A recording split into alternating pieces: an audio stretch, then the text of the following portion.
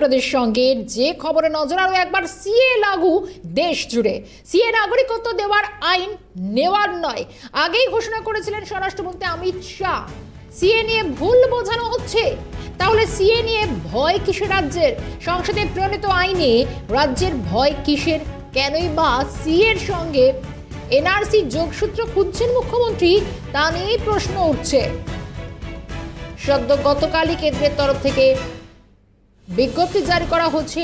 আজ অর্থাৎ মঙ্গলবার থেকে পোর্টালে নাগরিকত্বের আবেদনও করতে পারছেন এবং সেই সুযোগ করে দেওয়া হয়েছে। কিন্তু ইতিমধ্যেই তীব্র তোপ দাগলেন মুখ্যমন্ত্রী মমতা বন্দ্যোপাধ্যায়। গতকালই হুঙ্কার ছেড়েছিলেন, কিন্তু কেন মমতা বন্দ্যোপাধ্যায় ভয় পাচ্ছেন? কেন এবার সিএ এর সঙ্গে এনআরসি যোগসূত্র খুঁজছেন মুখ্যমন্ত্রী? এই প্রশ্ন উঠছে।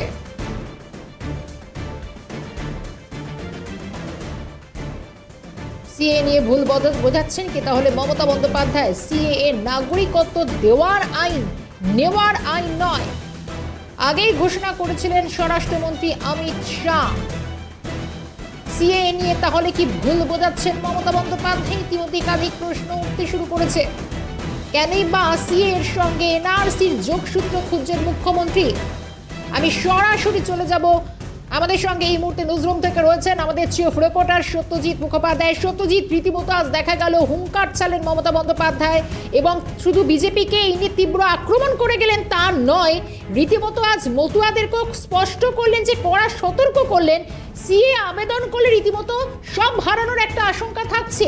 কেন মুখ্যমন্ত্রীর এই ভয়? কেনই বা সিএ এর সঙ্গে এনআরসি কে এক করে দেখা হচ্ছে? কেন এই যোগসূত্র খুঁজছেন মুখ্যমন্ত্রী?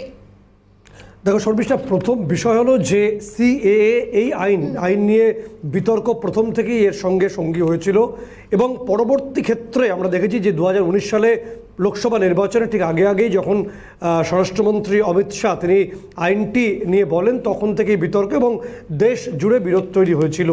এরপর ঠিক 24-এর লোকসভা নির্বাচনের আগে যখন আইনটি কার্যকর করা হয়েছে, তখনও রাজনৈতিক স্তরে একটা মিশ্র প্রতিক্রিয়া বিরোধী রাজনৈতিক পক্ষ থেকে বলা হচ্ছে যে নাগরিকত্বকে ছিনিয়ে নেওয়া হবে, নাগরিকত্বকে চলে যেতে পারে বা সম্পত্তি বাজেয়াপ্ত হতে পারে এবং বিভিন্ন মতামত উঠে আসছে।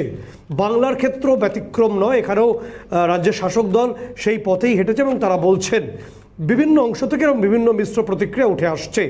যে ছবিটা উঠে আসছে সর্বশেষ তোমাকে বলবো যে নাগরিকত্ব আইন নিয়ে 1955 সাল থেকেই যে আইনটা রয়েছে সংবিধানে তুমি জানো, এবং পরবর্তী সময় সেখানেই একটা সংশোধনী আনা হয়েছে, কিছুই নয়, যে 5টি অর্থাৎ নির্দিষ্ট আইনটা বা গেজেটটা যেটা প্রকাশিত হয়েছে সেই গেজেটটা অনুসারেই যে কয়েকটি মাপকাঠি বা মানদণ্ড অনুসারে ভারতবর্ষের নাগরিক হওয়া যেত, তার মধ্যে প্রথমটি ছিল জন্মসূত্রে নাগরিকত্ব পাওয়া, উত্তরাধিকার সূত্রে নাগরিকত্ব পাওয়া অর্থাৎ বাবা মার সন্তান যিনি পেলেন।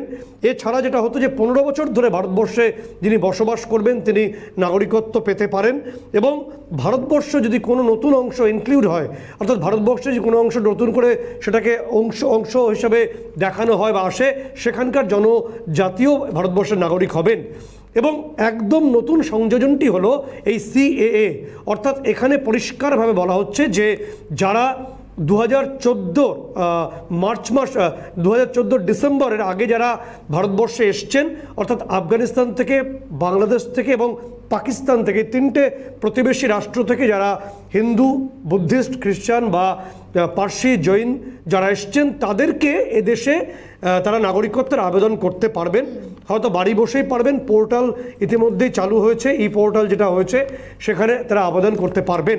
অর্থাৎ এর আগে যে ছবি আমরা দেখেছিলাম যে কেন্দ্রের তরফে বলা হয়েছিল যে শ্রীলঙ্কা এবং পাশাপাশি আফ্রিকার বিভিন্ন দেশ থেকে যারা এসেছিলেন সেই সময় তারা নাগরিকত্ব পেলেও যারা প্রতিবেশী রাষ্ট্র ভারতবর্ষের অর্থাৎ বাংলাদেশ, পাকিস্তান এবং আফগানিস্তান, সেখান থেকে দীর্ঘদিন ধরে আমরা দেখেছি মানুষ চলে এসছেন কিন্তু তারা নাগরিকত্বহীনতায় ভুগছিলেন বলে অভিযোগ ছিল। বিশেষ করে এ রাজ্যের মতুয়ারা সে অভিযোগ বারে করেছেন, ফলে সেই ক্ষেত্র থেকে একটা ছবি পরিষ্কার হচ্ছে। তোমাকে বলে রাখবো যে নির্দিষ্ট যে বিষয়টি রয়েছে ভারতবর্ষের সংবিধানের যে শিডিউল 1, এই শিডিউল 1-এ পরিষ্কার বলা রয়েছে যে ভারতবর্ষের নাগরিকত্ব আইনটি একেবারে কেন্দ্রীয় সরকারের বিষয়। সংবিধান অনুসারে কখনোই কোনো রাজ্য এ বিষয়ে তারা অধিকার প্রয়োগ করতে পারে না সংবিধান অনুসারেই, কারণ সংবিধানের যে 12টা শিডিউল আছে তার মধ্যে শিডিউল এবং তার যে শিডিউল নাম্বার 1 এখানে আসছে সেখানে এই ব্যাখ্যাই উঠে আসছে। এবং যে বিষয়টা উঠে আসছে যে এই যে সিএএ আইনটি হয়েছে, এই আইনটি ভারতবর্ষের সমস্ত রাজ্যেই কার্যকর হবে, কোথায় কোথায় হবে না তারও একটা ব্যাখ্যা রয়েছে। মূলত তোমাকে বলে রাখবো, আসাম, মেঘালয়, মিজোরাম, ত্রিপুরা, এই রাজ্যগুলোর যে অংশগুলো উপজাতি অধ্যুষিত রয়েছে, অর্থাৎ শিডিউল ট্রাইবস বা সেখানে উপজাতি সম্প্রদায় মানুষ বসবাস করেন, সেখানে আইনটি কার্যকর হবে না। এবং যেখানে ইনার লাইন পারমিট চলে, অর্থাৎ মিজোরাম বা মেঘালয় এই সমস্ত রাজ্য, এই আইনটি ব্রিটিশ আইন, ইনার লাইন পারমিট, এই আইনটি যেখানে কার্যকর যে সমস্ত রাজ্যে রয়েছে, যেখানে এখনও পর্যন্ত ভারতীয়দের প্রবেশ করতে হলেও ইনার লাইন পারমিট নিয়ে যেতে হয়, এই আইনটা ব্রিটিশরা প্রণয়ন করেছিল, এই সমস্ত ক্ষেত্রে এই সিএ আপাতত কার্যকর হচ্ছে না। এ বাদে সারা দেশে কার্যকর হয়ে গেছে এবং সংবিধানের শিডিউল 1 অনুসারে ভারতবর্ষের নাগরিকত্বের বিষয়টি পুরোপুরি একেবারে কেন্দ্রীয় সরকারের উপর অর্পণ করেছে সংবিধান। ফলে কেন্দ্রীয় সরকার এক্ষেত্রে চূড়ান্ত সিদ্ধান্ত নিতে পারেন, কখনই কোনো রাজ্য নয় বলেই সংবিধান বিশেষজ্ঞরা বলছেন। একেবারেই সত্যজিৎ, আমার সঙ্গে থাকো। তবে আরো একটা বিষয় এই মুহূর্তে দর্শকদের জানাতে হবে, কারণ এই মুহূর্তে দাঁড়িয়ে নির্বাচনের আগে প্রতারণা, ছলনা, বঞ্চনা চলছে, নাগরিক অধিকার কেড়ে নেওয়ার চক্রান্ত চলছে। সিএএ আদৌ বৈধ কিনা সন্দেহ রয়েছে, কোনো স্বচ্ছ ধারণা নেই। নির্বাচনের আগে যুদ্ধ খেলা, সিএ নিয়ে কড়া মন্তব্য মমতা বন্দ্যোপাধ্যায়ের। সিএ আদৌ বৈধ কিনা সে বিষয়ে প্রশ্ন তুললেন। প্রতারণা, ছলনা, বঞ্চনা,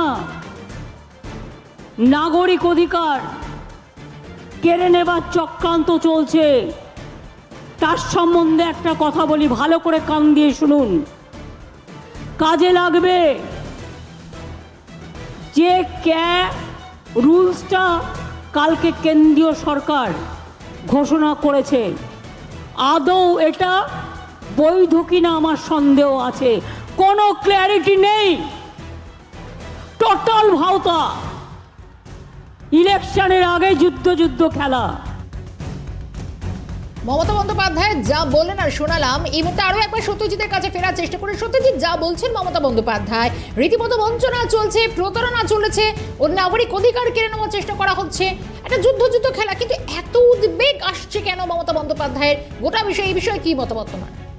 দেখো, নির্দিষ্টভাবে রাজনৈতিক, আমরা প্রথম থেকেই বলছি যে সিএ যখন প্রথম তার নাম উচ্চারিত হয়, অর্থাৎ ভারতবর্ষের যে নাগরিকত্ব নেওয়ার যে মাপকাঠিগুলো ছিল, জন্মসূত্রে, উত্তরাধিকার সূত্রে, অথবা ভারতবর্ষে 15 বছর বসবাস করলে বা দেশের নতুন অংশ আসলে তার সঙ্গে আরও একটি অংশ যুক্ত হলো, যারা 3টি প্রতিবেশী রাষ্ট্র, ইতিমধ্যেই আমরা বলেছি বারংবার, বাংলাদেশ, পাকিস্তান বা আফগানিস্তান, সেই সমস্ত রাষ্ট্রে যারা সংখ্যালঘু মানুষ, যারা ক্রমান্বয়ে বিভিন্ন সময় এসছেন, তারা ধর্মের ভিত্তিতে আবেদন করলে সেই আবেদন গৃহীত হবে। পদ্ধতি কী ছিল যে এক্ষেত্রে যেটা বলে রাখবো তোমার প্রশ্ন অনুসারে, যে রাজনৈতিক স্তর থেকে এই 19 সাল থেকে যখন প্রথম এই সংসদে এটা উচ্চারিত হলো, তখন থেকেই বিরোধী রাজনৈতিক মহলে রেড়ে করে নেমে পড়লেন।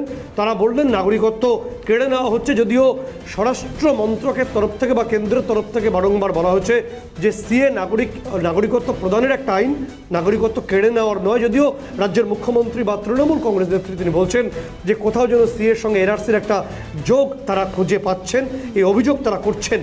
তবে একটা বিষয় বলবো যে এই আইন আগেই পাশ হয়েছিল সংসদের উভয় কক্ষে।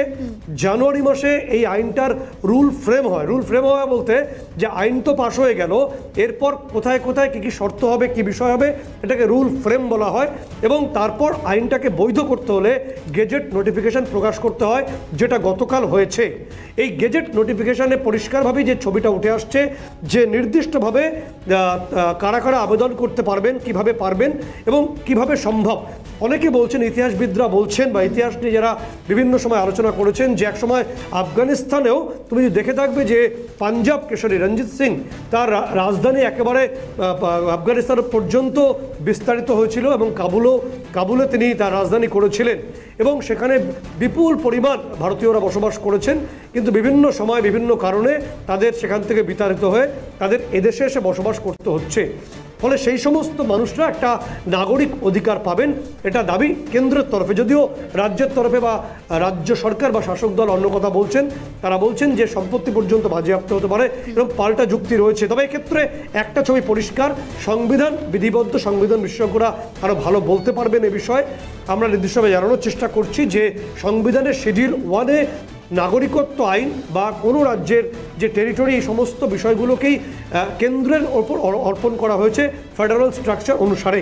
ফলে এক্ষেত্রে কেন্দ্র তার চূড়ান্ত সিদ্ধান্ত নেয় এবং আমরা গতদিন যে ছবি দেখেছি যে গেজেট নোটিফিকেশন প্রকাশিত হয়েছে সিএএ নিয়ে, ফলে এক্ষেত্রে অন্যথায় নয়।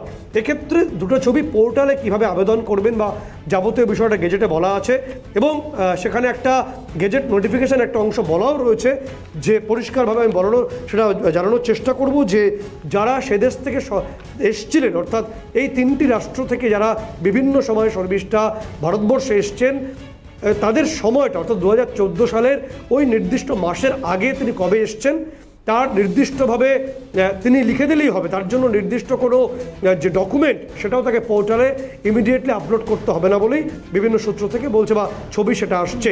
অর্থাৎ কবে তিনি এদেশে প্রবেশ করেছিলেন যদি 2014 সালের আগে হয়, সেই ডেট এবং সময় এবং তার বর্তমানে তার যে স্থায়ী ঠিকানা তার উল্লেখ করে দিতে হবে। শর্মিষ্ঠা, একেবারে সত্যজিৎ সঙ্গে থাকো। আসি আমাদের সঙ্গে এই মুহূর্তে টেলিফোন লাইনে আইনজীবী তরুণ জ্যোতি তিওয়ারি রয়েছেন। তরুণ জ্যোতি বাবু, স্বাগত জানাই ক্যালকাটা নিউজে। আমাদের সঙ্গে আমাদের চিফ রিপোর্টার রয়েছেন সত্যজিৎ। তোমার প্রশ্ন। তরুণবাবু, একটা বিষয় আপনার কাছে জানার চেষ্টা করব যে এই যে গেজেট নোটিফিকেশনটি হলো, এক্ষেত্রে বিভিন্ন ছবি বিভিন্ন জায়গা থেকে উঠে আসছে, সিএ আইন কার্যকর হয়েছে।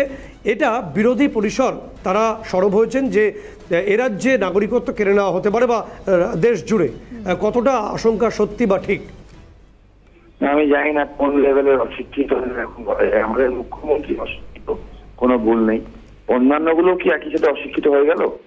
সিটিজেনশিপ অ্যামেন্ডমেন্ট অ্যাক্টে নাগরিকত্ব দেওয়ার আইন এটা। এখানে নাগরিকত্ব কেড়ে নেওয়া হচ্ছে কোথায় বা কেড়ে নেওয়া হবে কিভাবে, একটু আমাদেরকে বলে দিক আইনটা পড়ে। নিজের মন গড়া বলছিলাম আমরা অশিক্ষিত লোক আমাদের মুখ্যমন্ত্রী, এর থেকে দুঃখের বিষয় আর কিছু নেই। সেকেন্ড ব্যাপার হচ্ছে বাবা বলেছে নাগরিকত্ব কেড়ে নেওয়া হবে, এ করে নেওয়া হবে, কোথায় পাচ্ছেন এগুলো? মানে নাগরিকত্ব দেওয়ার কথা তো এই বিরোধীরাই বলে গেছিল। যদি বলা হয় দেশভাগের সময়, দেশভাগে যে যন্ত্রণা ছিল সেই সময় গান্ধীর বক্তব্য আমার মনে রাখতে হবে, পরবর্তীকালে নেহেরু লিয়াকাত প্যাক্ট মনে রাখতে হবে, বামফ্রন্টের কোজিকোডের কনফারেন্স মনে রাখতে হবে, আর 2009-এর ভোটের পর বাম এবং কংগ্রেসরা বারে বারে যে মানে বীণাপাণি দেবীর কাছে গেছিলেন সেটা মনে রাখতে হবে, বারবার মতুয়াদের কি আশ্বস্ত করলো সেটাও মনে রাখতে হবে। মমতা বন্দ্যোপাধ্যায় বলেছেন নাগরিকত্ব দেওয়ার ব্যবস্থা হবে। আজকে যখন নাগরিকত্ব দেওয়ার কথা আসছে তখন তারা এত বিরোধ কেন করছে? আমি আবার বলছি, মমতা বন্দ্যোপাধ্যায় তো কেন, কারণ বাবার ক্ষমতা নেই সিটিজেনশিপ অ্যামেন্ডমেন্ট অ্যাক্ট যেটা অলরেডি পাস হয়ে গেছে, কেন্দ্রীয় আইন, এটাকে আটকানোর। কারণ বাবার ক্ষমতা নেই আমাদের মতুয়া ভাই বোনদের নাগরিকত্ব দেওয়া থেকে আটকানোর। ক্ষমতা থাকলে চেষ্টা করে দেখতে পারেন। তোমরা একটা বিষয় বলুন যে এর আগে ভারতবর্ষে যে সিটিজেনশিপ অ্যাক্টটা ছিল সেখানে 5টি মোটামুটি মাপকাঠি ছিল যে জন্মসূত্রে করছি। Section 3, section 4, section 5, section 6 by birth, তারপর হচ্ছে আপনার বাই রেজিস্ট্রেশন, বাই ন্যাচারালাইজেশন, আর সেকশন আর বাই ন্যাচারালাইজেশন, আর এই কটা মোটামুটি সেকশন 3, 4, 5, 6 এই কটা প্রসেস ছিল। এই কটা প্রসেস যেগুলো আগে ছিল সেগুলো এখনো আছে। আপনার মনে থাকবে আদনান সামি ভারতবর্ষ নাগরিকত্ব পেয়েছিল, শ্রীলঙ্কা থেকে আসা শ্রীলঙ্কানরা ভারতবর্ষ নাগরিকত্ব পেয়েছিল, আফগানিস্তান থেকে আসা বেশ কিছু লোক ভারতবর্ষ নাগরিকত্ব পেয়েছিল। আইনের এই প্রভিশনগুলো থাকছেই, এটা আনা হয়েছে। This is a special provision কাদের জন্য? আফগানিস্তান, বাংলাদেশ এবং পাকিস্তান থেকে এইসব হিন্দুরা ধর্মীয় কারণে অত্যাচারিত হয়ে আসছে। এই পয়েন্টটা নোট রাখতে হবে, ধর্মীয় কারণ। একটা স্পেশাল ক্লাস ফর্ম করছে এখানে। এটা আসলে লয়ের ভাষায় যেটাকে বলা হয় রিজনেবল ডিফারেন্সিয়া। রিজনেবল ডিফারেন্সিয়া কেন বলা হচ্ছে? কারণ এরা একটা সেপারেট ক্লাস। এখানে আর্টিকেল 14 ভায়োলেশনের কোনো গল্পই আসে না। তাহলে তো কালকে এরা বলে দেবে যে এসসি এসটি ওবিসিদের স্পেশাল কিছু বেনিফিট দেওয়া হয়, সেটাও আর্টিকেল 14 ভায়োলেশন। আগে যা নিয়ম ছিল, যা রুল ছিল সেগুলো থাকছে, তার সাথে এটা একটা অ্যাড হচ্ছে, কারণ নাগরিকত্ব নেওয়ার জন্য না, নাগরিকত্ব দেওয়ার জন্য। একদম একদম। তরুণজ্যোতি তিওয়ারি আইনজীবী আমাদের সঙ্গে ছিলেন। অর্থাৎ পরিষ্কার ছবি যে সিটিজেনশিপ অ্যাক্ট যেটা 1955 সালের ভারতবর্ষের সংবিধান অনুসারে ছিল, তাতে যে 5 থেকে 6টি পয়েন্ট অর্থাৎ জন্মসূত্র বা অন্যান্য বিষয়। আরো আমরা ব্যাখ্যায় যাব সত্যজিৎ, আরো একবার আমাদের সঙ্গে এই মুহূর্তে টেলিফোন লাইনে অধ্যাপক ঝন্টু বড়াইক রয়েছেন। ঝন্টুবাবু স্বাগত জানাই ক্যালকাটা নিউজে। আমাদের সঙ্গে আমাদের চিফ রিপোর্টার সত্যজিৎ মুখোপাধ্যায় রয়েছেন। সত্যজিৎ, তোমার প্রশ্ন ডিরেক্টলি। ঝন্টুবাবু, নির্দিষ্টভাবে একটা বিষয় জানার চেষ্টা করব যে ভারতবর্ষের নাগরিকত্ব আইন এক্ষেত্রে যেটা সংবিধান বিশেষজ্ঞরা বলছেন যে শিডিউল 1 অনুসারে এক্ষেত্রে চূড়ান্ত সিদ্ধান্ত একমাত্র কেন্দ্রের সরকারই নিতে পারে, এটা কতটা মানে এর ব্যাখ্যাটা ঠিক কি হতে পারে? আচ্ছা, হ্যালো, হ্যাঁ শুনতে পাচ্ছি, আপনি বলুন। হ্যাঁ, প্রথমেই বলি, দেখুন সিএ অর্থাৎ অ্যামেন্ডমেন্ট, সিটিজেন অ্যামেন্ডমেন্ট অ্যাক্ট কিন্তু একটা ইনক্লুশন আইন, অর্থাৎ এটা অন্তর্ভুক্তির আইন, কাউকে বাদ দেওয়ার আইন নয়। এখানে বলা হয়নি কাউকে বাতিল করা হবে, বলা হয়েছে দেওয়া হবে। এটা ফার্স্ট কথা।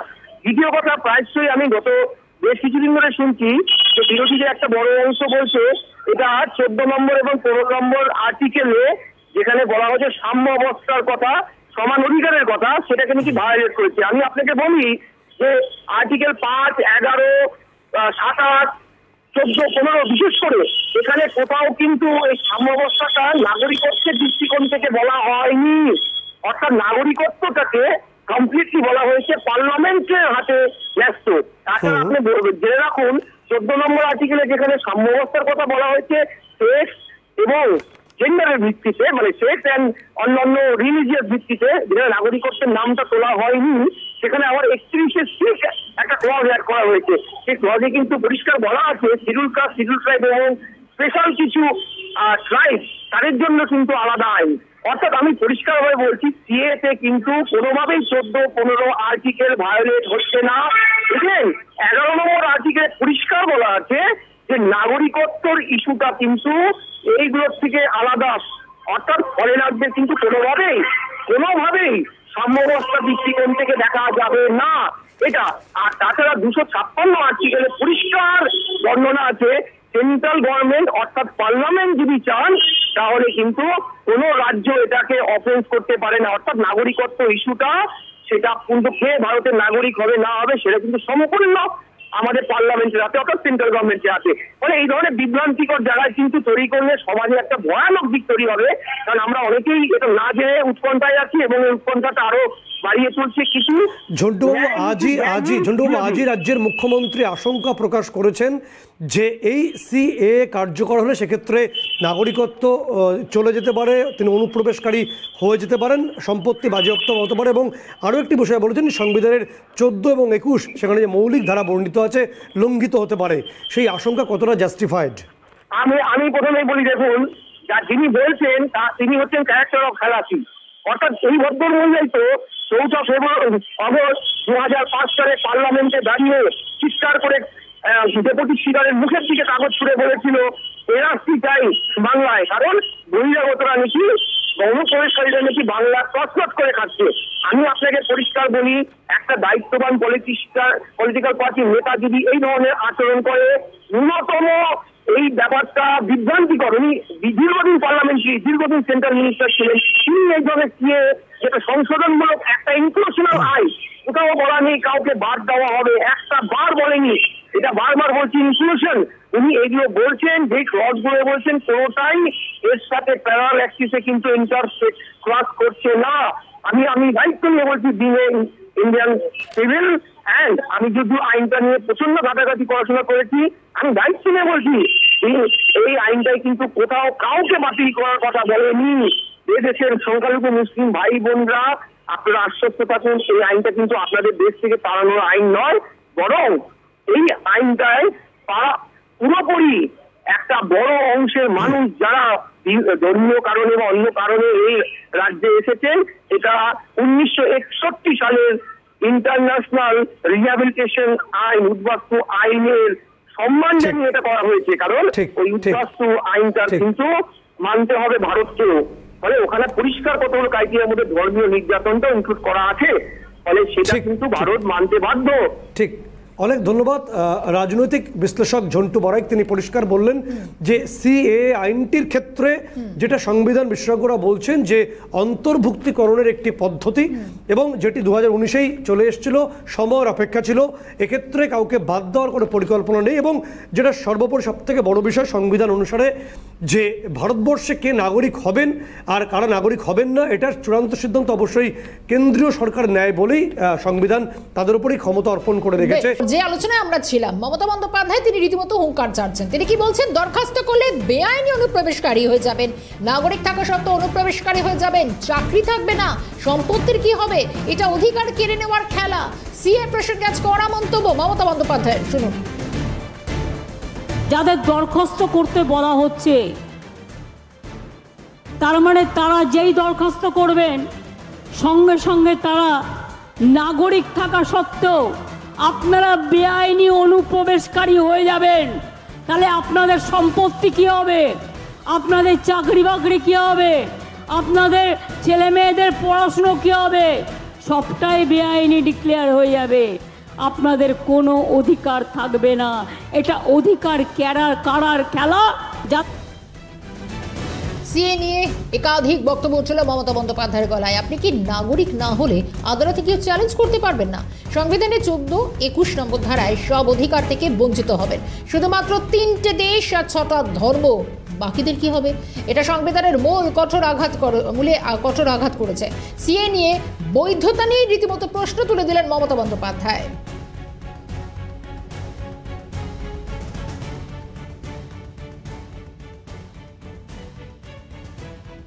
আপনি তো নাগরিক, শুধুমাত্র 3টি দেশ, আফগানিস্তান, বাংলাদেশ আর পাকিস্তান, আর শুধুমাত্র 6টা ধর্ম, হিন্দু, শিখ, বৌদ্ধ, জৈন, পার্সি আর খ্রিস্ট ধর্ম, মায়ানমার, শ্রীলঙ্কা বাদ, ইসলাম ধর্ম বাদ। এটা ভারতীয় সংবিধানের ধর্ম নিরপেক্ষতার মূলে কঠোর আঘাত করেছে। এই গোটা বিষয় নিয়ে আমি সত্যজিতের কাছে পৌঁছানোর চেষ্টা করবো। সত্যজিৎ, মমতা বন্দ্যোপাধ্যায় রীতিমতো প্রশ্ন তুলে দিচ্ছেন, চাকরি কি হবে, সন্তানের কি হবে, শুধু তাই নয় এনআরসি প্রসঙ্গ তুলে আনছেন। তিনি তো রীতিমতো সিএ বৈধতা নিয়ে চ্যালেঞ্জ ছুড়ে দিয়েছেন। দেখো, একদমই যে বিষয়টা উঠে আসছে, আমরা প্রথম থেকেই বলছিলাম, কিছু আগে রাজনৈতিক বিশ্লেষক ঝন্টু বড়াইক তিনিও বললেন যে, বা যারা সংবিধান বিশেষজ্ঞ, যে এক্ষেত্রে এই যে সিএএ আইনটি এসছে, সংসদের উভয় কক্ষে আইনটি পাশ হয়, পাশ হওয়ার পর সেটার রুল ফ্রেম হয় এই জানুয়ারি মাসেই, এবং তারপর সেটা গেজেট নোটিফিকেশান আকারে, কারণ গেজেট নোটিফিকেশান ছাড়া কোনো আইন বৈধ হয় না, ফলে সেটি প্রকাশিত হয়। এই যে টোটাল পদ্ধতিটা সংসদে যখন দুটি কক্ষে পাশ হলো, তখন তো মানে নির্দিষ্টভাবে আইন মেনেই গোটা বিষয়টা হলো বলে অধিকাংশ সংবিধান বিশেষজ্ঞ বা যারা আইনটা বোঝেন তারা বলছেন। ফলে এই বিষয় নিয়ে রাজনৈতিক বক্তব্য, পাল্টা বক্তব্য, রাজনৈতিক বিরোধিতা প্রথম থেকেই ছিল। এবং সিএ নিয়ে আমরা প্রথম থেকেই বলছি, 2019-এ যখন প্রথম আইনটিকে লাগু করার কথা বলা হয়েছিল 19 সালে, ঠিক লোকসভা নির্বাচনের আগে, ঠিক সেই সময়ও সারা দেশ জুড়ে রাজনৈতিক বিরোধিতা প্রবাহিত হয়েছিল। ফলে সিএ কতটা বিতর্কিত বা কতটা বিতর্ক তৈরি করতে পারে তা নিয়ে প্রশ্ন প্রথম থেকেই ছিল। মূল বিষয় যেটি শর্মিষ্ঠা আসছে, যে কেন্দ্রীয় সরকার প্রথম থেকেই বলছে যে সিএ কখনোই কারো নাগরিকত্ব কেড়ে নেওয়ার ক্ষেত্রে কোনো আইন নয়। ওই 3টি দেশ থেকে যারা ধর্মীয় কারণে শরণার্থী হয়েছিলেন তাদের নাগরিকত্ব প্রদানের একটা বিষয়। এবং 2019 সালে কেন্দ্রীয় স্বরাষ্ট্রমন্ত্রী তিনি সংসদে দাঁড়িয়ে বলেছিলেন যে রাজীব গান্ধীর আমলে, অর্থাৎ কংগ্রেসের সময়ও এই আইনটির ব্যাপারে একটা চিন্তাভাবনা করা হয়েছিল, তবে সেই অর্থে তারা এগোতে পারেননি। অর্থাৎ বিজেপি তাদের ভাষায় বলেছিল যে প্রতিশ্রুতি রক্ষা করতে কংগ্রেস ব্যর্থ হয়েছে। শেষ পর্যন্ত 24-এর লোকসভা নির্বাচনের আগে সিএ লাগু হয়েছে, মতুয়ারা খুশিতে উদ্বেল হয়েছে এবং বিভিন্ন অংশে যারা বিভিন্ন সময় এসছে তারাও একেবারে সত্যজি। যখন মতুয়াদের কথা তুললেই তখন আজ কিন্তু রাজ্যের বিভিন্ন প্রান্তে, বিশেষ করে যে মতুয়া ধর্মাবলম্বী মানুষরা রয়েছেন, তারা কিন্তু যথেষ্ট খুশি, তাদের আবেগ, যারা উচ্ছ্বাস, বাঁধ ভাঙা, সেই ছবি আমরা দেখেছি। কিন্তু এদিকে সেই ছবি আমরা দেখানোর চেষ্টা করব। এবং 2020-তে আইন পাশ হয়েছে, তাহলে এতদিন কেন করলো না মতুয়া ভাই বোনেরা? এই আইনটা কি কেউ বিশ্বাস করেন? নির্বাচনের আগে আইন করলে সেই আইন পাশ হয়। একাধিক বক্তব্য মমতা বন্দ্যোপাধ্যায় বলছেন, সে বক্তব্য শোনাই একবার। মতুয়া ভাই বোনেরা, আপনারা বিশ্বাস করেন আইনটাকে? তাহলে এতদিন কেন করলো না?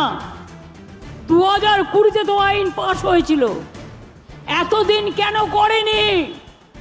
আজকে নির্বাচনের দুদিন আগে কোনো আইন করলে সেই আইনটা থোড়াই আইনে পরিণত হয় না, মানুষ সে অধিকার পায়। অর্থাৎ আপনি ভোটটাও দিতে পারবেন কিনা আপনার সন্দেহ আছে। খবরদার এই পথে যাবেন না।